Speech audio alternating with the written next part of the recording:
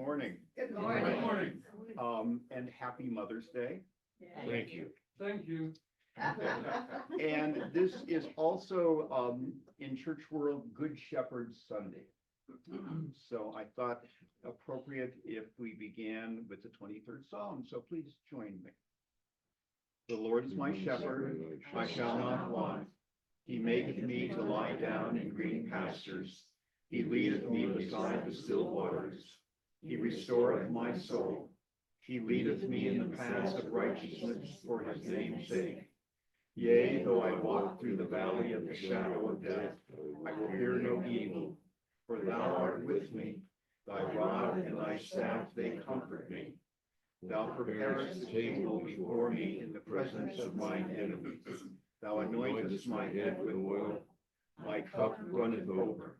Surely goodness and mercy shall follow me all the days of my life, and I will dwell in the house of the Lord forever. Amen. Let us pray. Gracious God, whose Son Jesus is the good shepherd of your people, grant that when we hear his voice, we may know him who calls us each by name and follow where he leads. In the Lord's name we pray. Amen. Yes.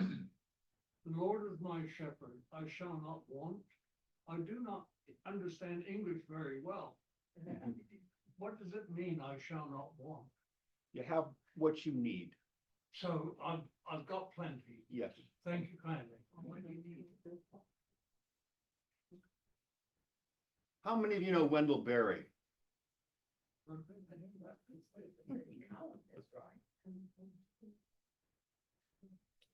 Wendell Berry is a Kentucky writer, farmer, and radical agrarian. You need to know Wendell Berry.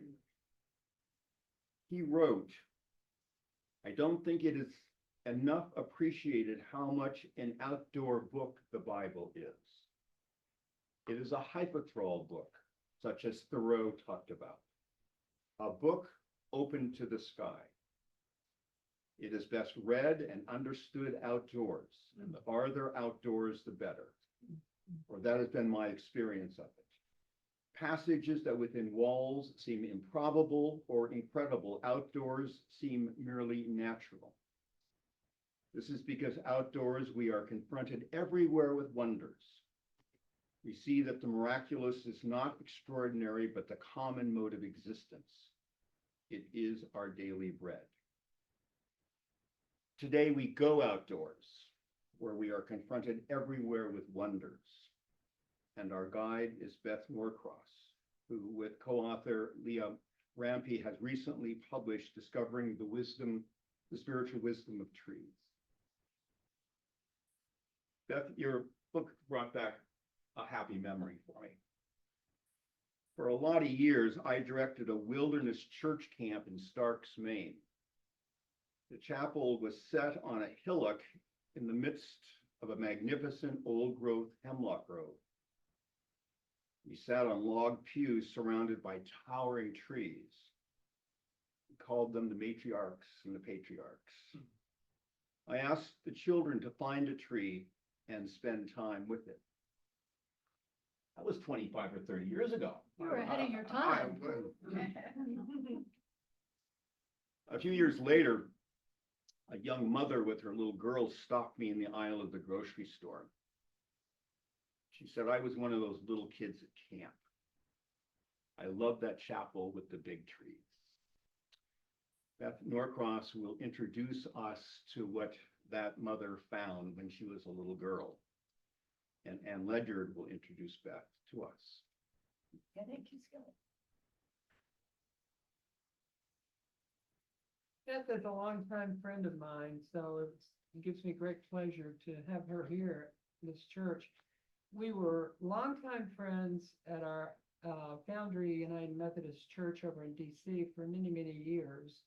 And I was lucky enough to have Beth teach a disciple Bible study, which I took, and it was several weeks long. How long was it? Many weeks. Many weeks. And it was a great group, and we learned so much. But Beth has gone on to have training in spirituality, ecology, and forestry. And she's founded the Center for Spirituality and Nature, which offers hikes and talks and everything. And, that's something that she promotes and people can join. She also co-founded the Green Seminary Initiative, which infuses earth care into theological education. And she's an adjunct professor at Wesley Seminary, where she got her Master of Theological Studies and also her DMin, Doctor of Ministry. So she's well educated, and she's written this wonderful book, which I've got recently, and I haven't finished reading it yet, but I want to read you one line from it that I thought really kind of struck me. And there are a lot of really good lines in here to make you think. But he was talking about the story, our lives parallel trees in some ways. Trees are rooted in community, and we are. They need nourishment to grow, and we do. They need both light and dark, which are important to them, and they face a wide variety of obstacles, as we do. So anyway, I just thought, wow, that's something worth thinking about. So may I introduce my friend Beth Norcross, who's going to be talking to us today. And this is the book that she's written. And What is the name? it's called Discovering the Spiritual Wisdom of Trees. Yeah. And when my friend Margot, who's visiting from England, and I were driving over today, we were noticing trees all the way over. It works. It works, yeah. Okay. Well, thank you so much for those kind introductions, and it seems like either one could give this talk, but I'm up here now, so you're stuck with me. So I have been among the trees of late and have found them to be really inspiring, particularly in the times in which we're living. Regardless of your perspective, political, social, or otherwise, I think we can agree we're in uncertain times. And trees can reassure us in many, many ways, and we're going to talk about those a little bit. But first of all, I like to know what I'm dealing with.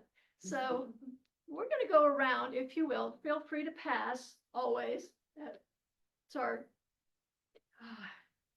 don't want to make anyone feel uncomfortable. Well, a little uncomfortable. So I'd like to go around. I'd like to know how it is with your spirits today. And so because I'm an spiritualist or an eco-theologian, we're going to use weathery terms. So just take a moment, take a breath. Don't think about it too much. How is it with your spirit? How is it with your soul? So I'll go first so you can get an idea of this. I'm Beth, and my soul is cloudy with a chance of sunshine.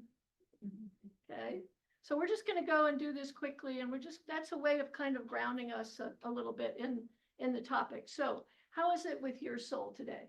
Oh, 2 or 3 words. I'm Sandy, and I appreciate the need for rain for our growing things. Thank you, Sandy. I thought for a minute the state of your soul was Sandy, and that's something that I hadn't heard before. It's So. probably more clay.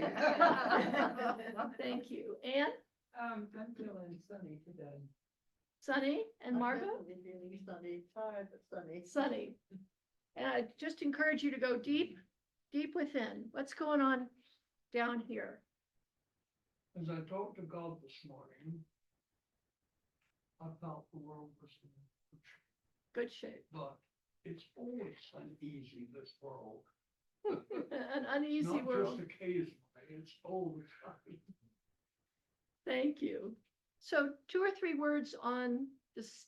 I'm Roger Digwitz, I don't know if you remember. me. Of course, Roger. Roger and I and Ann were at Foundry and Wanda for many, many years. Thank you, Roger. I'll go with Sunny. Deep and Sunny. Sunny, deep in now. With an O or a U? Both. The season Thank of you. resurrection. 2 or 3 words on the state of your how your soul is. Sunny Jim. I'm Amy, and, I'm just gonna be really honest. I think everybody who knows me knows that. I'm an open book. Thunderstorms. Thunderstorms. Yeah. Thank you for your candor, especially in the midst of all that sun Yeah. over there. Thank you. Wanda, how is it with your soul? Partly cloud. Partly cloudy. Thank you. Okay. Feeling sunny today. Feeling sunny today. Thank you, Paige. I'm Judy and I'm feeling something today. Lots of sun here. Thank you, Judy. I'm Gail and I guess they're mighty gale force winds. Gale, GAIL/GALE, gale force winds. Thank you. With sun. With sun, with sun, And I'm Susie and I'm deeply sunny today. deeply sunny. Thank you. And I'm Candace and I'm blue skies and puppy white clouds. Thank you, Candace. Blue skies, puppy white. We go to this table. I'm Betsy and after the storm, looking for the sun. After the storm. Thank you, Betsy. The perfect weather day for me, but I'm very curious about the forecast because I'm about to embark on a new chapter in my life. All right. Sunny so far, looking forward to the forecast, about to embark on a new chapter. Thank you. All right, back here. How are we? How's it with your soul? 2 or 3? I'm Tyler and I'll go slightly cloudy. Slightly cloudy. Thank you, Tyler. I'm Madison. I'll go eye of the hurricane, currently sunny but racing. Madison is in the eye of the hurricane, currently sunny but racing. Thank you. Olivia, breezy. Olivia is breezy. Allie, sunny, but maybe a little wind blowing.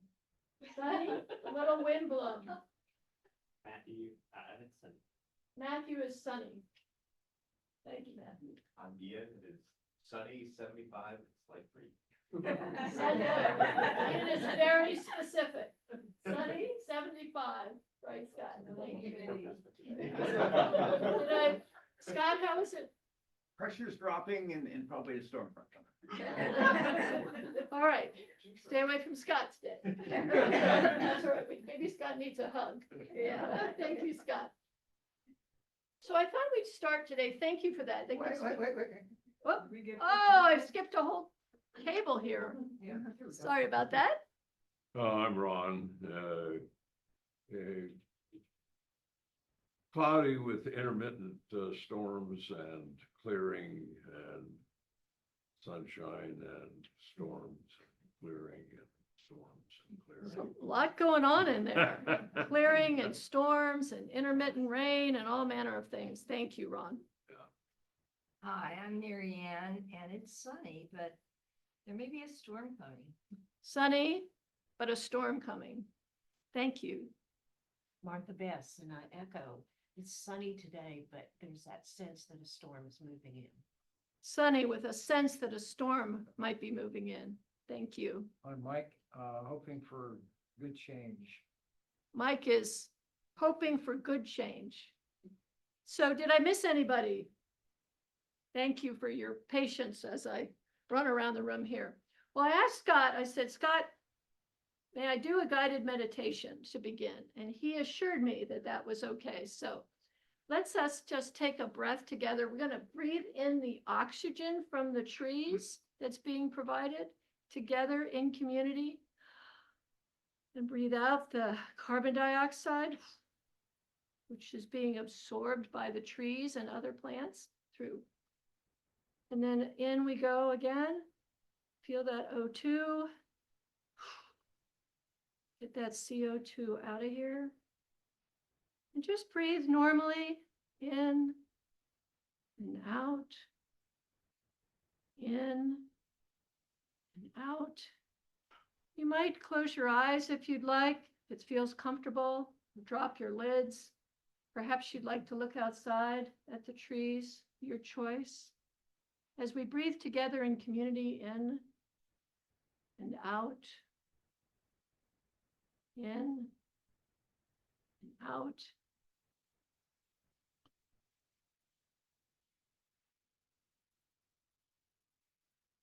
In, out.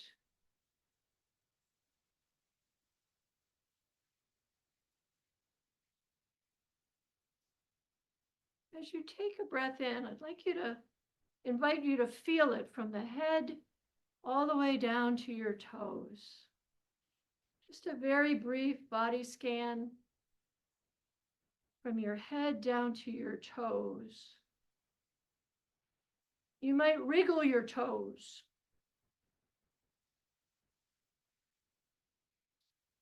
When you get down to your toes as you're wriggling them, imagine for a moment that there are roots growing from the bottom of your feet, from each toe, and the roots are poking down through the floor, running through whatever's below us and the floor below that. And these roots break through the floorboards, the foundation, until they find some soil. And roots love soil. Can you feel them down there? Just use your imagination if you would. Feel those roots going down in the soil. And now while you're down there, while you feel your roots spreading around, integrating with all the beautiful trees here at Westminster, see if your roots are searching for a tree or a forest that was important to you somewhere in your life, or maybe is important to you now. Is there a tree or a forest? If not, you can imagine a tree, perhaps in your yard or a local park. But find a tree with those roots coming from your toe. Wrap your roots around this special tree, this tree teacher, we'll call it. Give you a minute to find your tree, or have her find you.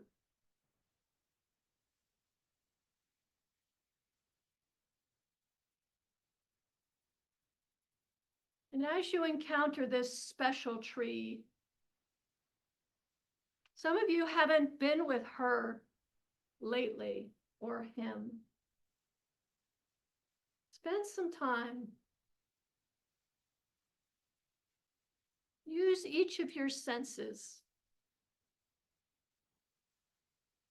What does she smell like?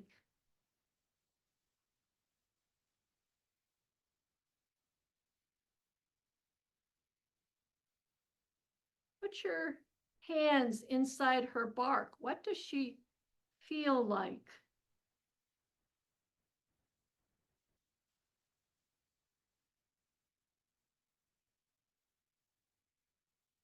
What does she sound like?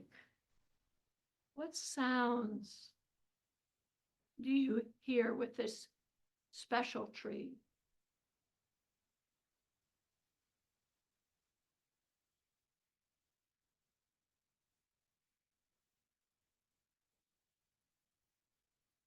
What does she look like? Maybe she's robust and leafy. Maybe her branches are cracked and her bark is beginning to show age. No right or wrong answers. And since we're using our imaginations, you might taste her using your last sense. Taste her berries or her fruit. Take a chunk out of her leaf if you dare. Just spend a moment, if you would, this special tree.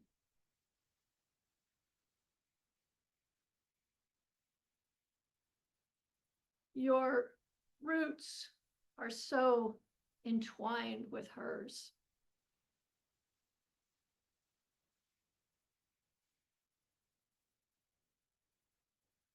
When you're ready,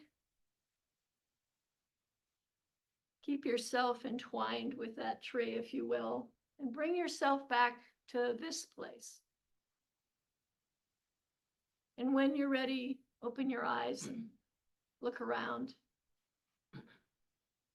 See this beautiful community that we're honored to be with today, this human community.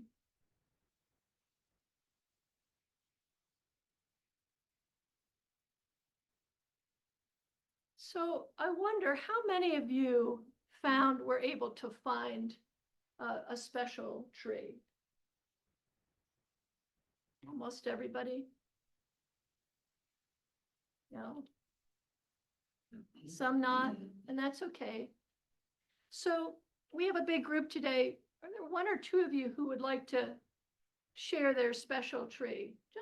Just in a couple of minutes. Margot, Yeah, I think you need to speak up. yes, okay, I live in England, northeast of London in Colchester. We understand. I know, and in our garden, I live in a development, I have my own bungalow, and then there's another bungalow, and there are 9 householders altogether with 4 flats and 4 apartments and 2 bungalows, and well, anyway, that's enough about that. But in the back, we have a communal lawn and garden beds as well, and one significant tree, which is a lime tree, which is 150 to 200 years old. And it used to be, it used to be exactly where it is, but around it used to be this 17th century inn. It was actually a temperate inn, and across the road was a non-temperate inn. And I always forget which is alcoholic. Is it temperate that's non-alcoholic and non-temperate? But one is for alcohol, the other isn't, but they're both built in the 1600s. So back to the lime tree, of course, developers came in, and just over the fences right next to it, to the next property, which used to be 1500s cottage, which should have been on the list of preserved buildings that you never touch. But of course, they won their battle, the greedy planners, and they were able to take it down. And they built 4 modern houses on that plot of land. And the one immediately beyond the fence, the part by the lime tree, could not stop complaining about its beautiful branches that were overhanging there, but they didn't hang down, but they overstretched over their property. And they had a 3-year-old child, and they were so worried that one of these branches might just fall down and kill their child. So we had letters back and forth, and they said, we'd like you to take it down. We'll help you pay for it. So we, of course, wrote back and said, there's absolutely no sense in doing that. We never would dream of taking this beautiful, what should be preserved tree down. So we didn't, we haven't. But what they did with the battle for to be able to take down the branches that did overlook their property, because that's the law in England anyway. You're allowed to cut them off, but you have to give them back to the owners. Well, obviously, we didn't want the branches back, dead branches, but Margot, I'm going to interrupt just. Sorry, it became just very lopsided, and that's really the end of the story. Is it's happy now, because this is now about 5 years ago, and it's managed to keep going and grow again in spite of losing its limbs. Some of its limbs. That's the end of the story, really. But It's such an interesting history, and I'm interrupting you to ask you in just a few words why that tree is important to you. I find it strong and sturdy, and I see it from where my piano is in my back room. I have French windows, and when I play, I can see the tree and no other trees, just where it is, and it's just love. It gives me strength. So it's happiness, actually. So it's strong and sturdy. We'll come back to that theme, and it fills you with delight. It does. Yeah, thank you. I think we have one more. And that's all right. That's all right. We appreciate it. It was very, the history was interesting, and go you Thank you. for saving the tree. And one more, and then I'm going to ask you specifically why that tree is important to you. Okay. Go ahead. All right, I've had a tradition all our family life, is that every Christmas we plant a bald tree so that we can we have memories attached to that tree. Ah, When we left our house in Nashville, we had 17. One was 40 years old. oh, And I can picture my dad and I planting it after Christmas that we took it out of the house with the ornaments. So every tree we have a tree now in our little condo in the front yard, which I dug 3 years ago in New Hampshire where our cabin is, brought it down here, Christmas tree. Now it's in the front yard growing.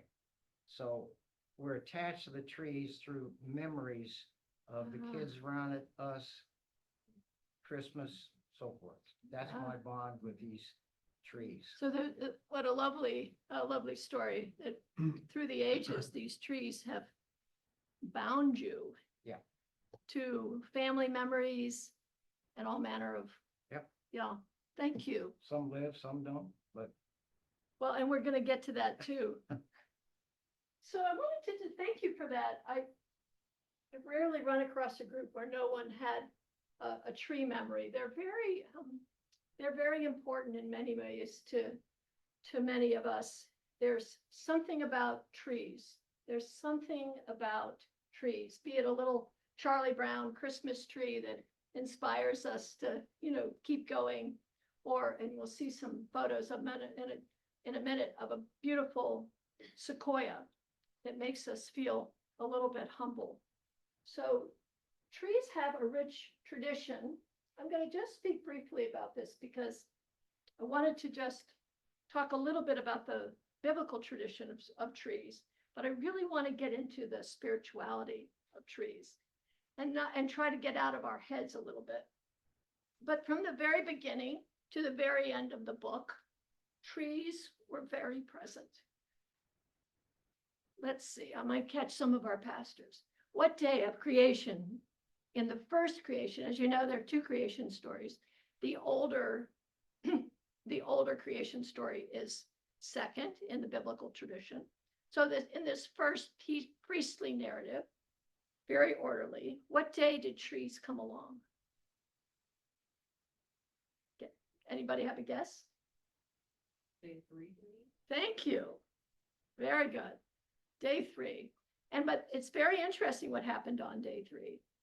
God is creating a way on day 1 and day 2 and gathering the dry land and calling it earth and so forth. And then Genesis 1:11 starts to subcontract. God says, let the earth put forth vegetation. By the way, happy Mother's Day to Mother Earth, right? The mother of us all. Let the earth put forth vegetation, plants yielding seed, and fruit trees of every kind on earth that bear fruit with the seed in it. So right from the beginning, trees are playing an important role in creation and actually throughout the Bible. In that second story, the one that we know, the Adam and Eve and the tree of knowledge that gets humans into such trouble, we get there and we spend a lot of time on that tree, don't we? But here's what comes beforehand, which I have to admit was a little bit of a surprise to me. A few years ago when I reread this, out of the ground the Lord God made to grow every tree that is pleasant to sight. That's pleasant to sight and good for food. And then, oh, by the way, the tree of life is also in the garden, and the tree of knowledge. First off, trees, so important to the nutrition of the ancient Israelites. And what else? Beauty, right? Beauty, delight. Well, on it goes through the Psalms. In the very first Psalm, the trees are planted like, we are planted like trees by the streams of water, which yield their fruit again, claiming those who are on the path and not on the path, and those who are on the path are like trees. Now remember, in the folks who were writing these down and sending these stories out lived in a very spare landscape. And so you can imagine, we looked out and see trees. They looked out and saw a tree, a tree, a tree. And so what was it doing? It was providing. You said, someone asked, maybe it was Roger, I shall not want, that 23rd Psalm. That's a psalm also of provision. What was providing that? The fig tree. All of the many fruit trees in that area. Then we have trees communicating with themselves. We talked earlier with someone about, excuse me, Suzanne Samard's work on communication, trees communicating with each other. So what's happening in Isaiah? To praise God, all the trees of the field shall clap their hands. So the trees are in the game, and on it goes. Chronicles, Judges, we could go on for a while on this. Jesus talks about, again, the tree is known for its fruit in Matthew. Then in the very last book, which is Revelation, at the very last chapter, which many scholars think is a sly and satiric takedown of the Roman Empire, who was administering cruelty and suffering to the people. At the very end, Revelation says, there's a new earth. And on either side of the river is the tree of life, with its 12 kinds of fruit, producing its fruit each month, and the leaves of the tree are for the healing of the nations. Ah, what a lovely thought. Can the trees really be the healing of the nations? Would it be so? Well, that's all very interesting, that head stuff, that intellectual stuff. What I'd like to now is really move into what the trees might offer us, and we might offer them spiritually. Because it sounded to me like each of you who shared your stories or who were nodding,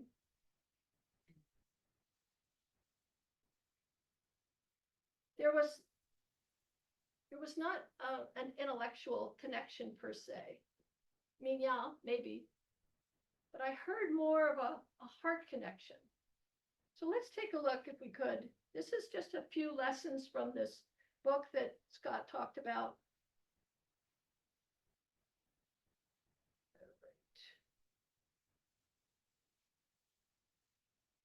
As I was prepping this talk, I could go on and on about trees, but it might be nice for you to actually see some trees.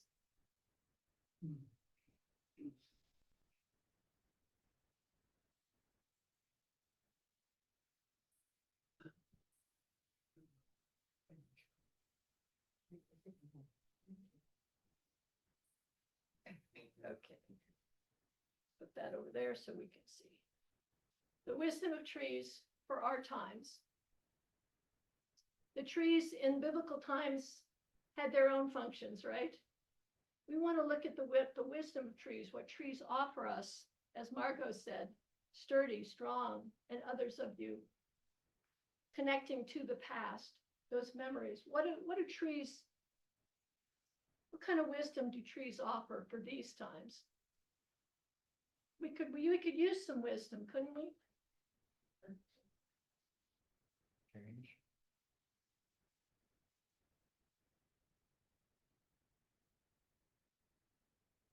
So we learn from the wisdom of our ancestors. Trees have been around, we think, for somewhere in the neighborhood of 350 million years in some form or the other. Played a really important part in the evolution of the earth. We've been around in our current form maybe 200,000 years. Trees have learned a few things through the challenges that they've gone through. They've been struck by lightning, infested with bugs, chopped down by people who look a lot like us, and yet still they survive and they thrive, and they can teach us a few things. This is a learning from our elders. So if we are to get to know the trees and learn from them, as in any relationship, we have to be present. We have to open ourselves. Crack open. There's a chapter in the book, cracking open like an acorn. Being willing to get a little vulnerable and messy. In the presence of trees, we're invited to open ourselves to relationship with the non-human world.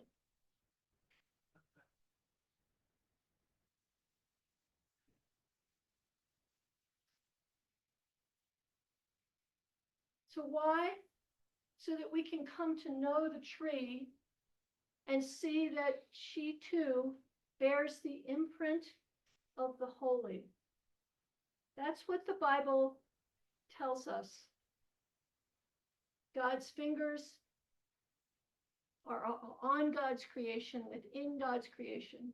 It's my view, anyway, that each tree bears the imprint. And if so, what does that have to teach us if we listen, if we're open? This is a poem by Denise Levertov. Do any of you know Denise Levertov? No? She writes a beautiful poem called Flickering Mind. Now, she doesn't mention the trees, but I think the trees are in here implied. Denise talks about all the ways in which our minds are too easily distracted. And we're not paying attention. We're not open. We're not available to God. And she says, it's not you. I'm the one who's absent. You're everywhere. You're the stream, the fish, the light, the pulsing shadow, the unchanged presence in whom all moves and changes. I always want to say, you're the stream, the fish, the light, the tree. God's essence in God's creation. So with the trees, then we meet God, we meet mystery, presence, the one. You might have different names for this idea of the holy.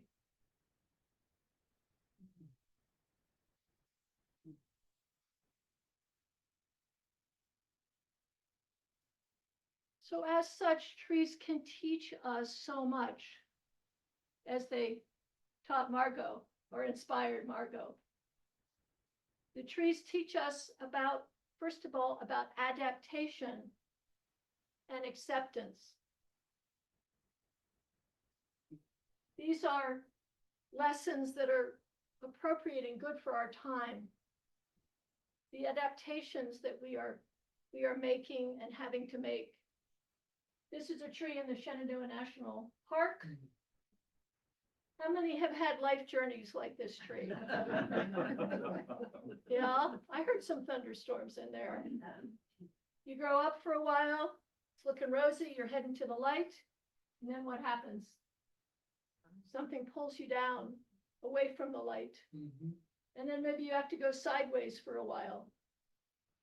And then return to the light when the space opens for you.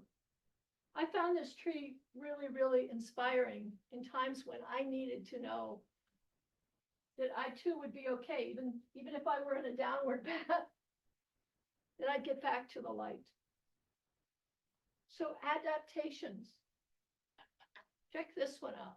This is a tree at Riverbend National Park, Riverbend State Park, right outside Great Falls. Can you see?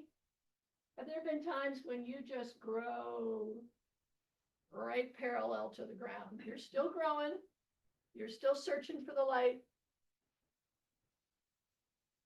but you're growing sideways. And look at the adaptation they've had to make to get the bigger trees were not allowing this tree the space that they needed. And we had that, sometimes the big guys and gals get in our way. What do? We just go straight out. We just go straight out. I find that really inspiring. And the thing about trees and most non-human elements of the natural world, they don't complain. They don't say, oh my gosh, I have to go that way for a while. They are accepting, aren't they? They accept the sun. They accept the sun, and they accept their times in the darkness, which we'll get to in a moment. So adaptation and acceptance. I'm going to go through this pretty quickly.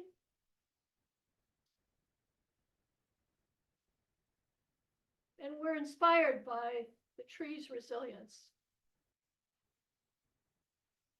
Have you ever seen a tree like this that's just clinging to the banks of the river? There's several sycamores along the Potomac that are like that. Do you feel that way sometimes, where you're just barely holding on? Sometimes you need a tree like this, don't you? To say, hang on, hang on.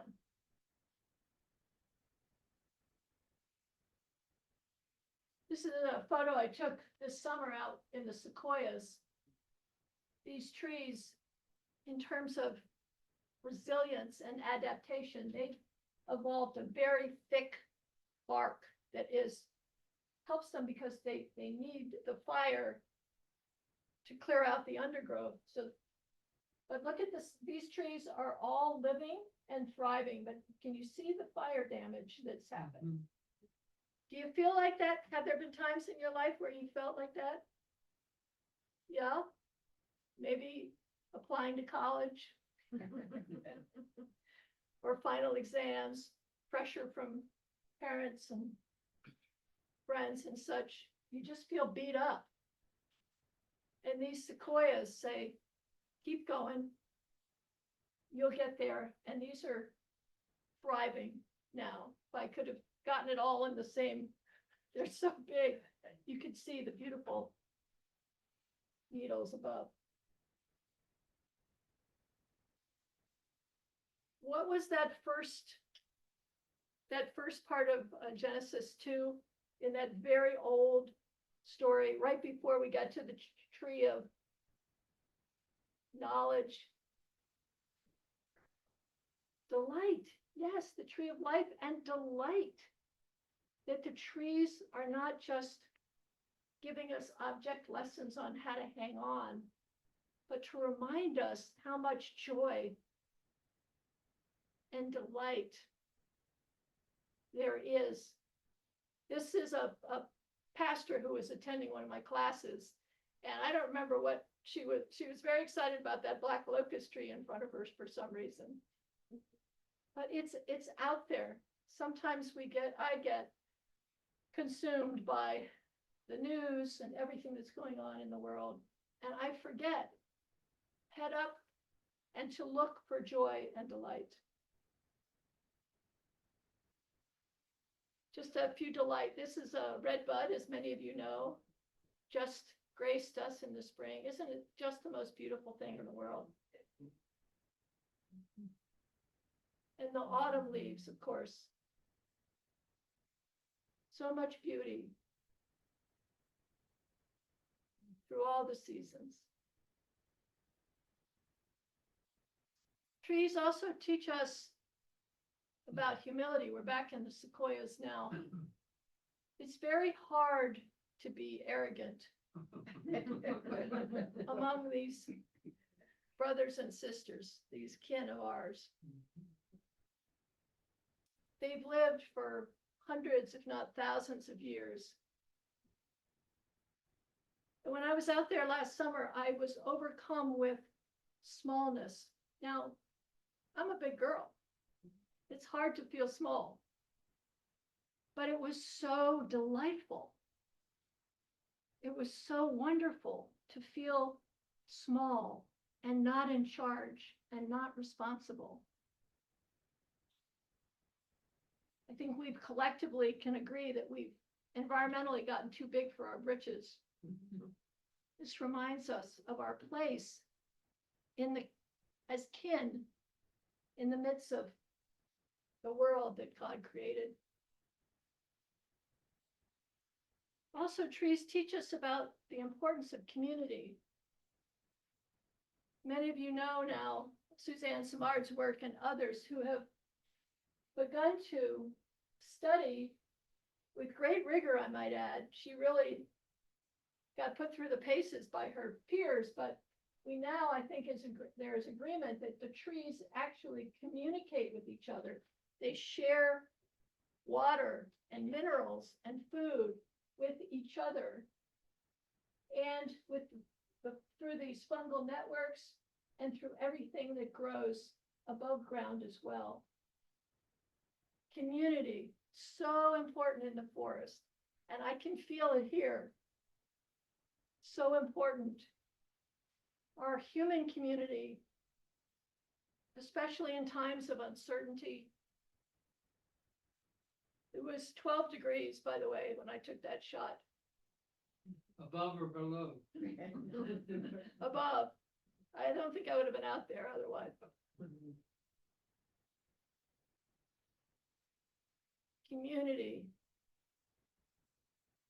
our own communities, our extended communities, and also the many, many, many of our neighbors in this community. Let's just name them. Let's just pop them out. Who lives with us who aren't humans? What? Anyone who lives with us? Who? Big raccoon. A big raccoon. Flying squirrels. Flying squirrels. Who are our neighbors? Who's part of this community with us? Cardinals, right here. Pine cones. You didn't hear robins over here. Robins. Pine cones. Pine cones are part, these seeds are part, certainly part. Warblers. Warblers, lots of birds. Yeah, deer. Deer, Foxes, foxes, bunnies. owls and bunnies, Our pets. our pets, Acorns. acorns. So our community is, there's your deer, Wanda. Our community is broad and deep.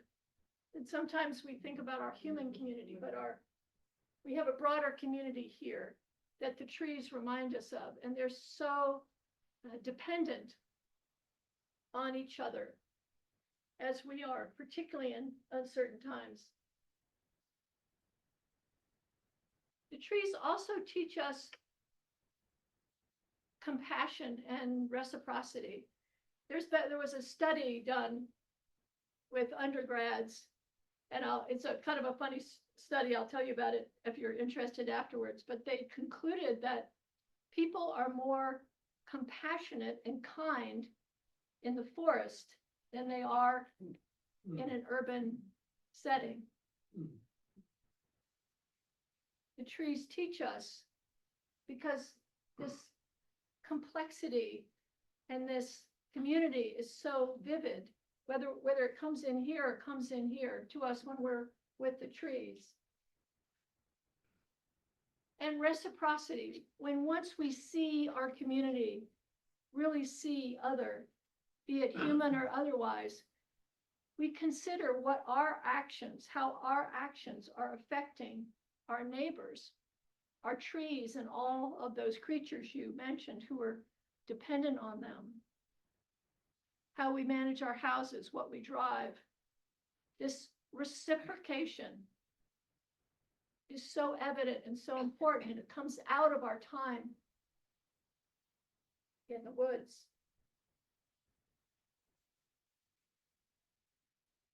And we learn from the trees about the importance of times in both the light and the dark. And if we were to go outside, this would be a whole walk we would do on light and dark. And of course, trees through photosynthesis are completely dependent on the light, as are we. But also, so much of what happens with trees is in the dark. And so they accept the fact that they need to, here's a strange concept, rest. Rest at night, and rest in the deciduous forest in the winter. And so much of what is happening with the trees happens in the dark, in the soil. They teach us, they remind us that God created both light and dark, and both are necessary for us. I wanted to read this. Some of you might know John O'Donohue, the late Irish poet, wise man. He says, light cannot see inside things. That is what the dark is for, minding the interior, nurturing the draw of growth through places where death in its own way turns into life. And when we come to search for God, let us first be robed in night. Put on the mind of morning to feel the rush of light, spread slowly inside the color and stillness of a found word. So necessary to ecological functioning, to our physical functioning, and also to our spiritual lives. We give a lot of talks like this, but we try to remember that a walk in the woods is not always a walk in the park. that we remember that there's darkness and light. And it's important not to over romanticize our time in nature. It can be tough and raw and difficult out there, and it's still full of light. That's spiritual wisdom. We could talk about that for some time. The need for both light and dark.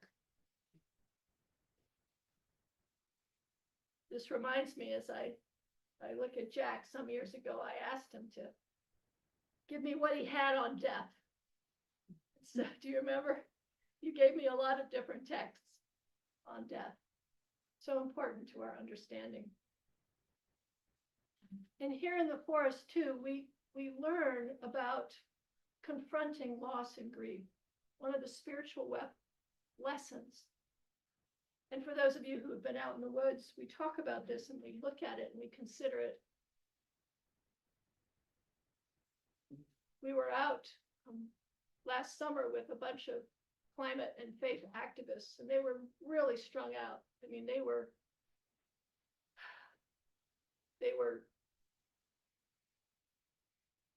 fatigued is too light a word. They were worn out. They weren't as hopeful as they might be. And we took them to the trees.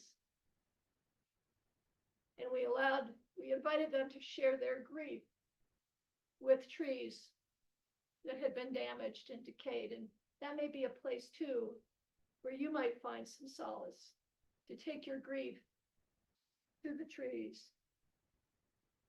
We've all seen too recently, the fires. This is a picture from the Yellowstone fires some 20 or so years ago now, 30 years ago probably. There's death and decay and destruction as part of all of our lives and our spiritual lives too. We usually don't hop ahead. We don't go from Good Friday to Easter Sunday this quickly. But we also, in the midst of that death and decay, there's much that the trees can teach us about renewal and transformation and hope in the midst. This is a pine cone that has been burned by the fire, clearly, right? But it's also what they call a serotinous cone. A serotinous cone, that it opens only in the face of fire. It's the only way the seeds can spread. It's the only way this tree can germinate. Do you feel that way sometimes, for those of you who have been through fire?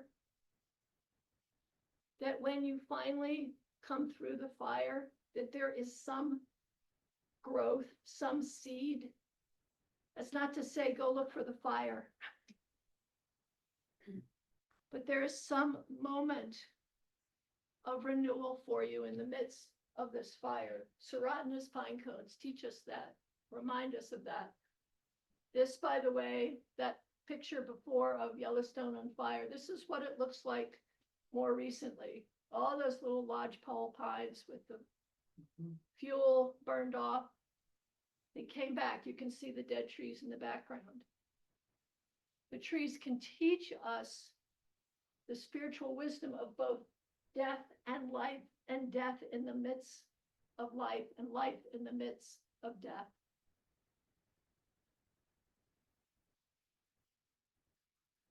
This might be my favorite slide in the deck. This is a tree that is, for all intents and purposes, dead. It's down. It's no longer living. And the foresters call this a nurse log.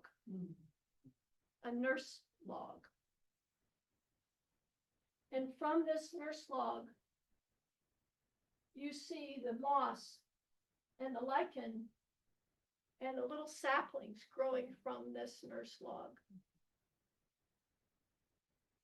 Someone asked me to speak at a dear friend's funeral some years ago and said, don't say anything religious. Like, okay. So I talked about Lynn as a nurse log. We know nurse logs, don't we? Those who are no longer with us, but who leave this kind of a legacy. maybe we're that sapling, we're that lichen. And here's something I'd love to do a whole session on sometime. And that is that in the forest, death is not forever. There is no finality in death. It's a resurrection place. Because even after this tree disappears into the soil, it disappears into the soil and becomes that grist for future growth. There is no finality. That gives me a lot of comfort.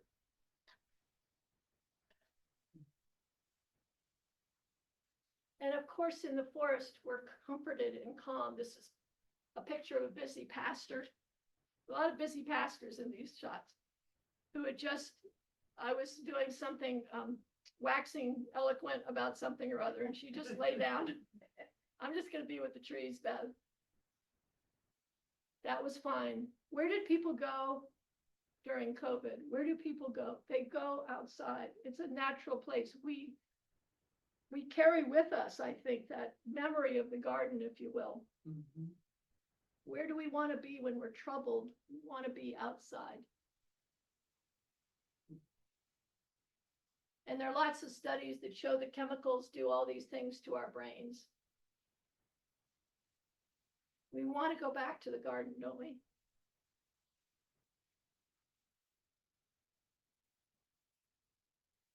Calmed and comforted with the trees.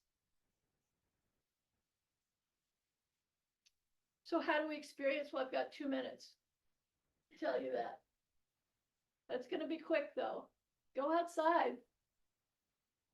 Go often. And find a teacher tree, or let one find you. In the book and in our programs, we suggest that you find a teacher tree that's near you, perhaps in your own backyard, something you may have overlooked, or one of these beautiful trees in your courtyard here.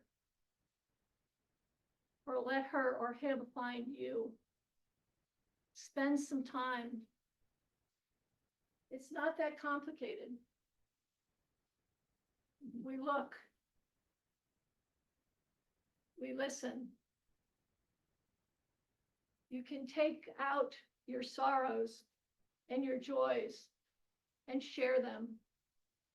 You may not be into talking to a tree. That doesn't mean you can't listen to all the wisdom, the likes of which we've been talking about today. Grab some friends.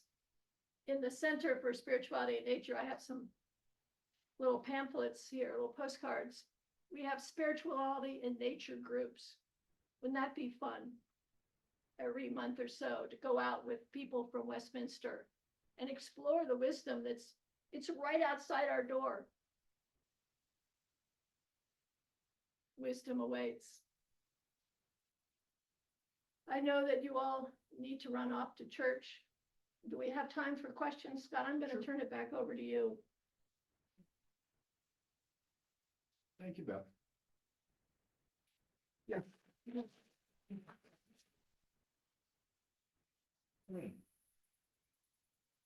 Yes, I wondered if you had any thoughts on the communication that we are now discovering that exists between plants through roots and microscopic connections of root to root, and the comparison of that to what we're also discovering about the interconnectivity of the brain and neurons throughout the body, which has not been known until recently, and that everything is connected in ways that we never imagined before. Yes. You said it beautifully, and the slide I put up, we are just, I think the short answer is we're just beginning to know about these networks and this communication and this interconnection. And the more we learn, the more we know we need these connections for survival, human to human, human to plant. It's so important, and we need to recognize what we don't know, what we don't yet know. Because 25 years ago, we didn't know this, and now we do. What else is awaiting us? And that gives me a lot of hope, frankly, in uncertain times, that we don't know what's there underneath the ground waiting to come out. Be it a scientific ground or the actual ground. One more question? The two trees that I was imagining when you did your exercise, one was a huge oak tree that used to be in what is now the Blomberg courtyard. A huge, huge tree. And I remember writing a poem about it and using it as a simile when George Ayler, a previous minister, was celebrating an anniversary of his years in ministry. But the other tree is a huge hemlock tree that is behind a house that my husband's family owns, like Michigan. So it's growing on the top of a sand dune, and it's a gigantic hemlock. Most of that area was logged many years ago, and any that had slight defects were left. So this one is very, very old. It has hemlock algae infestation. And my son was just up there last summer talking about how he tried to interest the association in treating individual trees. And they said, no, it costs too much money. So what is your responsibility as a person when you see environmental degradation happening? What is our responsibility? Well, I think our first responsibility, having come from the environmental community, I would say that our first job is to stop and to listen. And to listen to what the forest is, or the trees are asking us to do. Now, we could do that by talking to them, or we could do that by observing, or we could do that by science. And then we are called to steward, the biblical imperative is clear that our jobs are to engage deeply with the tree, with all aspects of the natural world, and do what is ours to do. You know, maybe it's solar panels or something that's not as clear because of the climate change and the impacts on the forests. Maybe it's going to your county commissioners or whatever the equivalent is and saying, no, we're not cutting this tree down. I would start the circle small. What is ours to do in our arena of influence? But first we listen, first we look, first we engage in relationship as a grounding for any kind of action that we're going to take. That's my opinion anyway. Yeah, thank you very much. Thank you.